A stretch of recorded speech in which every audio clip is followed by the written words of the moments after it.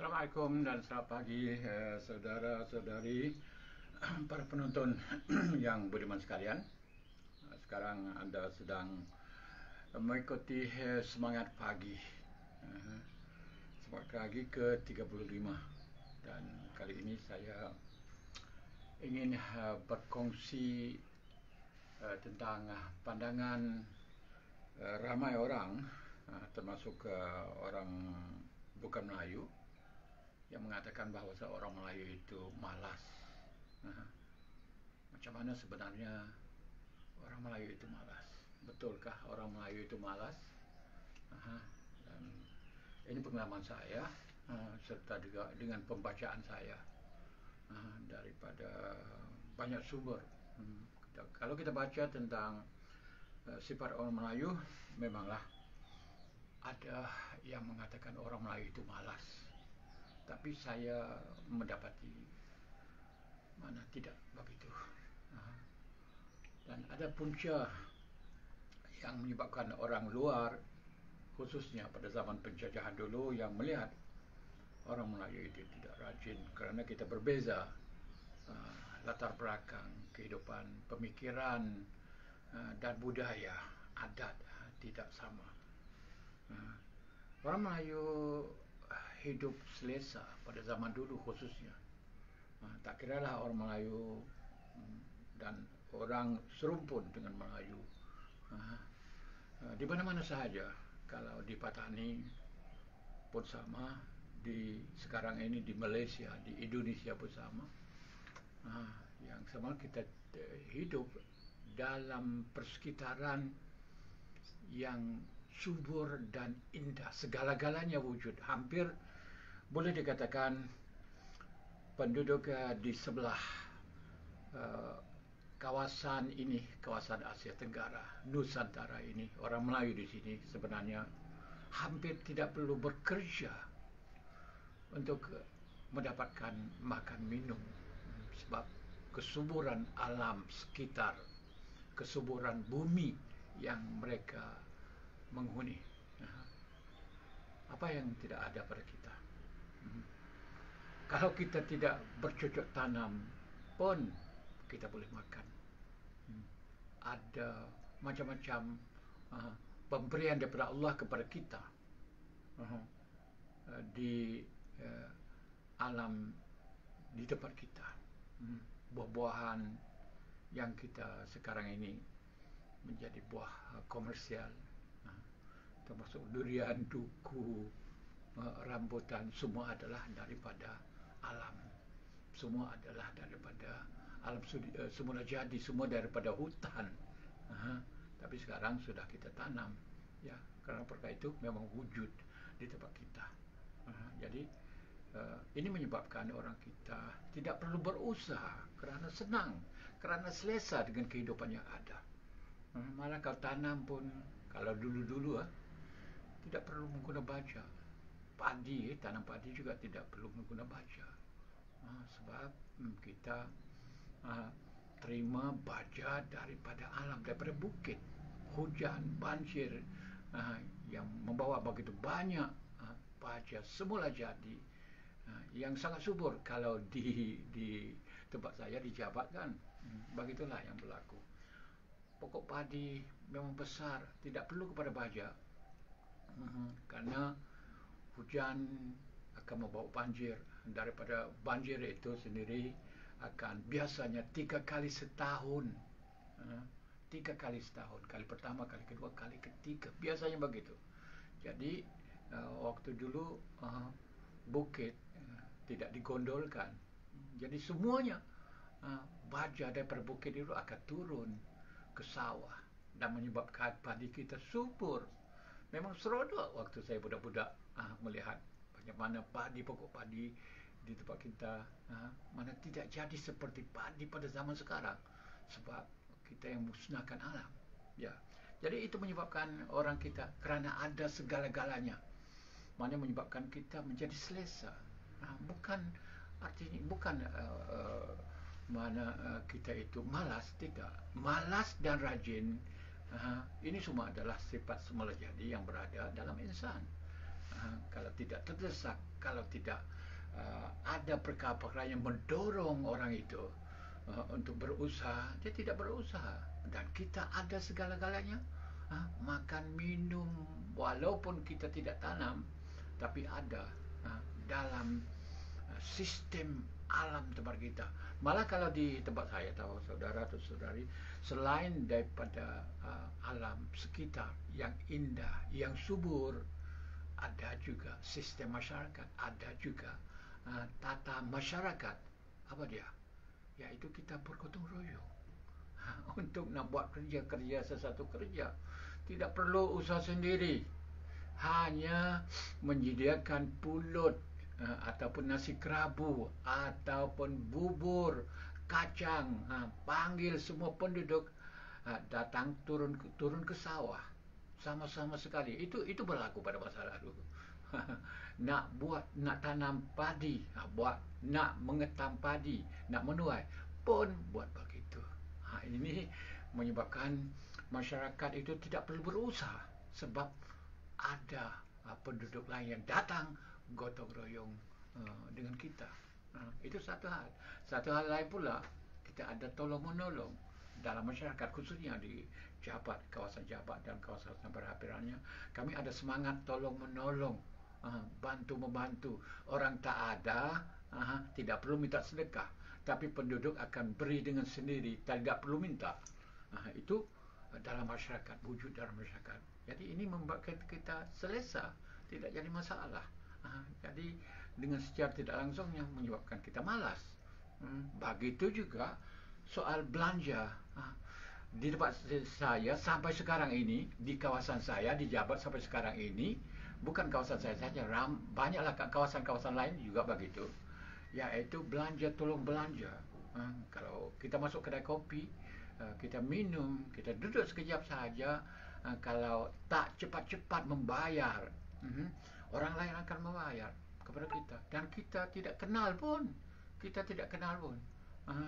Jadi saya selalu begitu berlaku. Kita pergi masuk makan, itu sudah ada orang bayar. Saya tanya siapa, tuan kedai beritahu orang itu dia sudah pergi. Itu. Jadi ini yang jadi menghasilkan masyarakat selesa, tak bekerja pun kalau keluar ke kedai kopi pasti boleh makan tengah hari, pasti boleh makan pagi, pasti boleh makan malam, kerana orang akan membelanja kita. Sama ada kawan, sama ada kenalan, sama ada orang yang kita tidak kenal, tetapi dia melihat kita, menghormati kita, nak berkawan dengan kita mungkin, dia bayar. Dan kita pun begitu juga. Saya sendiri pun kalau balik kampung, saya akan buat melakukan bersama, bukan bayar seorang, kita akan bayar habis semua di kedai yang sama. Dan kebetulannya makanan kami tidak mahal. Jadi kalau ada 50 baht, 30 baht sudah bisa belanja teh semua kawan yang ada di kedai kopi. Ini menyebabkan kita hidup selesa, tidak perlu berusaha,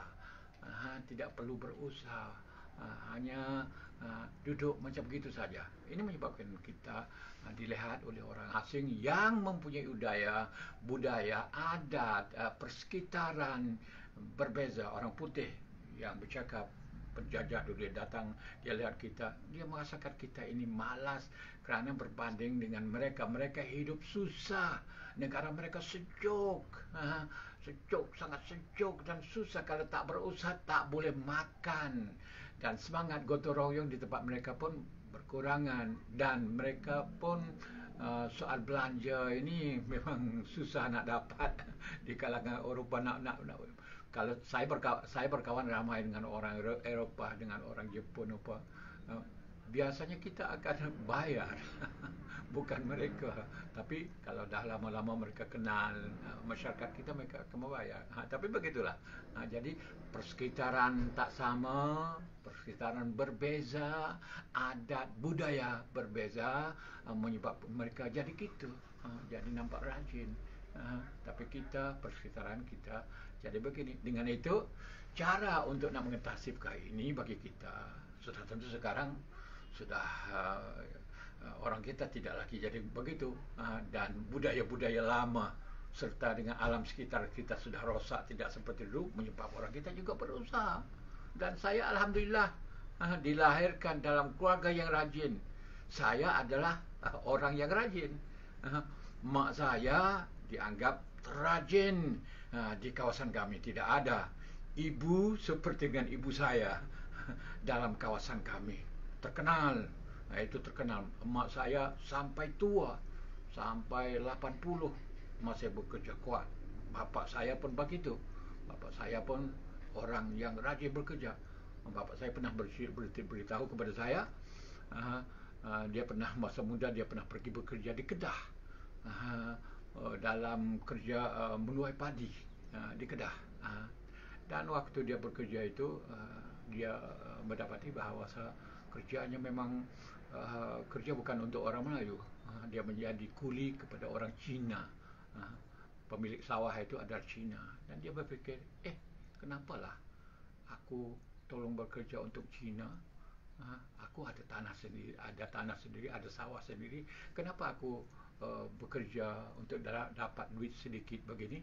Kenapa lebih baik aku balik ke kampung buat kerja untuk aku? Itu bapak saya yang buat.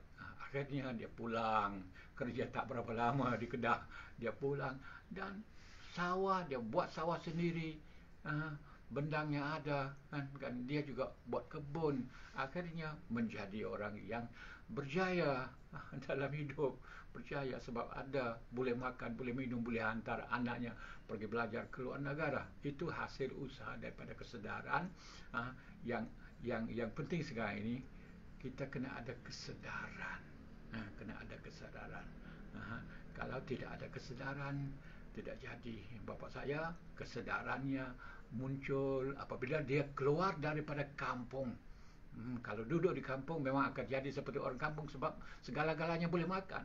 Dia keluar, pergi di luar, duduk di luar, baru ada pengalaman, baru ada kesedaran. Bapak saya memberitahu saya, aku sokong engkau pergi belajar luar negara bukan untuk nak mengambil ilmu sahaja, tapi untuk mengambil pengalaman. Kerana dia beritahu saya, lihat orang yang kaya-kaya di kawasan kita, di dekat kita sekarang ni, dari mana mereka? Mereka adalah orang yang berhijrah keluar, iaitu pergi ke Mekah, duduk di Mekah beberapa lama, balik menjadi orang kaya. Bukan kaya mereka bawa duit, tapi mereka pandai kerana ada kesedaran, balik buat kerja dan menjadi orang kaya. Beberapa orang kaya yang ada di Jabat adalah mereka yang berhijrah, dapat kesedaran, dapat pengalaman di sana, balik membuat kerja sebagai orang yang berjaya. Okey, dengan itu saya tidak boleh panjang sini sebab di sini adalah ringkas saja. Jadi kita perlu kepada kesedaran, dan orang Melayu boleh menjadi rajin apabila mereka sedar dan mereka ada pengalaman yang berbeza dari tempat mereka. Dengan itu mereka akan menjadi orang rajin. Saya salah seorang yang paling rajin dalam bekerja. Kerja saya tidak pernah ponteng, tidak pernah cuti saya kerja di Malaysia, tidak ada. Saya cuti tidak sekalipun. Kalau demam selsema saya tidak herau, dan saya bekerja dengan sungguh-sungguh sejak bila-bila. Memang saya memang bersungguh-sungguh bekerja sejak dulu, dan sekarang pun apabila saya buat sesuatu perkara, macam saya buat live di sini dan buat macam-macam program di YouTube dan Facebook, saya buat bersungguh-sungguh dan hasilnya ada. Inilah saya adalah mewarisi daripada bapa dan emak saya, dan juga persekitaran yang saya mengambil daripada pengalaman dan hijrah ke luar negara. Begitulah, selamat pagi hari ini, memberi semangat kepada kita semua supaya kita tahu diri kita sebenarnya bukan kita malas, tapi kita boleh menjadi lebih rajin kalau kita ada kesedaran dan pengalaman di luar sana. Sekian, wabillahi taufiq. Wassalamualaikum warahmatullahi taala wabarakatuh.